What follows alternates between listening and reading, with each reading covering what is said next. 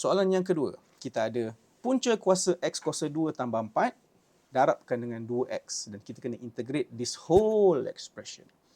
Okay, so saya tahu mesti korang ada yang terfikir, alah darab je lah, silang, bukan darab silang, sorry. Expand, darab masuk. Kan? Mesti korang ada yang terfikir, alah 2X ni darab je lah dengan ni, darab dengan ni, settle. No.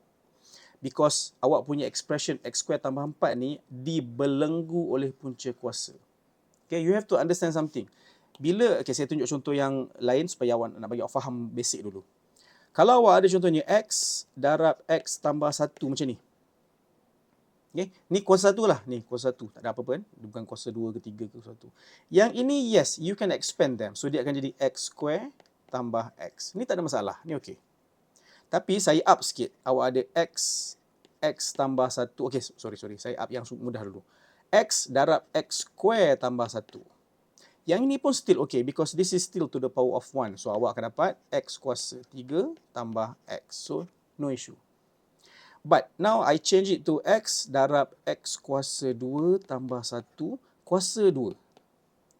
Dekat sini awak tak boleh main darab gitu je. Ni masuk dalam ni masuk dalam ni. You cannot do that. Okay? So, inilah kes yang antara yang kes yang awak tak boleh main expand begitu saja. Okay? So, senang cerita lah. Nak bagi tahu, awak tak boleh lah 2X ni pergi darab X square ni dengan darab 4 ni. You cannot do that. Faham? So, how do we integrate this? Ni caranya. Okay, remember tadi awal saya sebut, when you are using the method of substitution, awak akan pilih satu term tu dan awak differentiate. Lepas tu, term yang awak dah differentiate tu, dia boleh digunakan untuk replace satu lagi term. Okay, so ni saya tunjuk macam mana. Now, kalau kita tengok betul-betul dekat sini, dalam the whole expression ni, awak ada 3 persamaan. Okay, saya listkan 3 persamaan. Okay, saya listkan macam ni. Yang pertama, awak ada punca kuasa X square tambah 4. Okay, kita ambil inilah ni persamaan. Yang expression yang pertama. Yang kedua, awak juga ada 2X. Yang ketiga, awak juga ada, okay, awak ambil dalam ni je. X square tambah 4 ni. So, awak ada X square tambah 4. So, now you have 3 terms yang kita asingkan daripada expression ni. Kita akan pilih satu term, lepas tu kita differentiate. Apabila satu term itu kita differentiate, adakah dia boleh replace term lain yang dalam 1, 2, 3 ni? Okay, saya bagi contoh macam ni lah. Let's say awak pilih 2X. Okay, awak pilih 2X.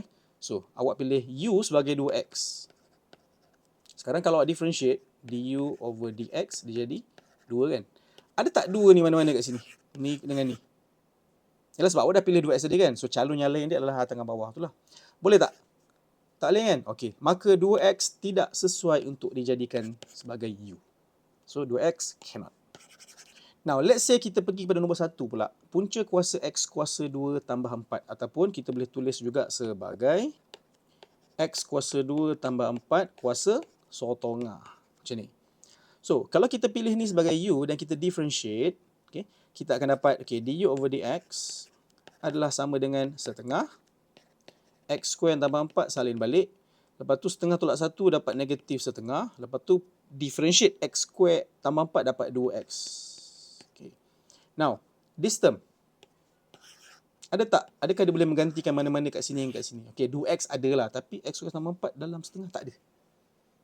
Basically tak boleh lah. Awak pilih ni sebagai U. Dia tak boleh menggantikan ni. Dia tak boleh menggantikan ni. Okay. So, ni pun kurang sesuai. Bukan kurang sesuai, tak sesuai, tak boleh. Now, kita pergi pada yang ketiga, X square tambah 4. Okay. So, let's say kita ambil X square tambah 4 ni untuk U. So, let U equals to X square tambah 4. So, bila kita differentiate, kita dapat 2X. Now, kita tengok, ada tak 2X dalam tu? Ada kan? Okay. So, it turns out that if we choose number 3 ni, number 3 X square tambah 4 ni sebagai U, bila kita differentiate, kita boleh menggantikan 2X ni.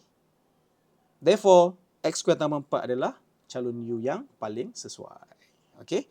Okay, tapi nak buat macam mana ni? Okay, tengok ni Kita dah pilih U sebagai X square tambah 4 kan? Okay, lepas tu kita boleh differentiate du over dx jadi 2X. Sekarang tengok ni.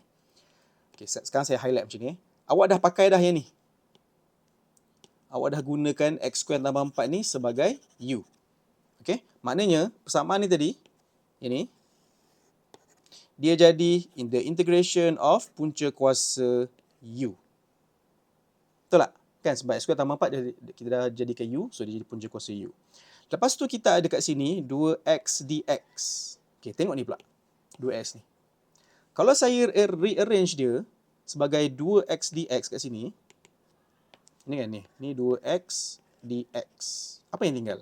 Yang tinggal adalah du. Maknanya 2x dx ni kita boleh tulis sebagai du. Therefore, kat sini akan jadi du. Oh, sorry. Macam tu. Okay, you get the idea? Boleh tak? Okay. Okay, so nampak kat sini sekarang, awak dah successfully mengconvert persamaan ini daripada semua x kepada semuanya u. Then you can integrate macam biasa. Tapi sebelum tu, saya rasa mungkin ada yang kurang faham 2x dx ni yang menggantikan ni. Okay, saya tukar cara sikit. Tapi cara ni saya tak galakkan sebab saya tak minat cara ni.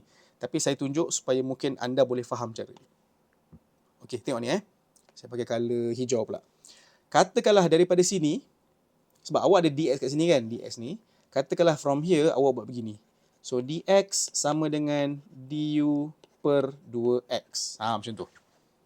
Okay, maknanya awak jadikan dx tu subjek equal to whatever thing yang ada. So sekarang ni case dia adalah awak ada du over 2x. So dekat sini nanti, kan asalnya kan awak ada 2x dx kan? Asalnya. Okay. So dx ni, dia dah jadi apa? Dx dah jadi du over 2x. Awak boleh cancel 2x dengan 2x ni, tinggallah punca kuasa u, du sahaja. Sama je macam tadi. Okay, so you have two approaches. Nak guna yang purple atau nak guna yang hijau. Yang mana yang menyenangkan untuk anda, bolehlah guna, tak kisah. Cuma kalau guna yang hijau ni, memang dia akan ada cancel-cancel macam ni lah. Sebelum dia semuanya jadi u tu. Okay, so it's up to you, yang mana yang awak selesa lah. Saya lebih prefer guna yang purple. So sekarang saya patah balik. Now, kita ada punca kuasa u, du. So ni pun tak ada benda lah. Punca kuasa u ni is basically u kuasa setengah. Kan? So dia akan jadi apa? Dia akan jadi u kuasa setengah tambah 1. So u kuasa 3 per 2 per 3 per 2. Kan? Lepas tu, this is basically, tambah silet lu lah. Tambah silet lu. So lepas tu kita pun ada, kita replace balik u ni. So kita akan dapat 2 per 3 u kuasa 3 per 2 tambah c. Tapi jangan lupa, u tu kena replace balik. So, disebabkan saya malas nak pergi ke slide sebelah, saya tukar kat sini direct lah. So, u ni apa? U adalah x square tambah 4. So, saya pun tulis balik dekat sini sebagai x square tambah 4 kuasa 3 per 2 tambah c. Gitu. So, ni jawapan dia. Sekejap saya highlight . So, this is the answer. Okay?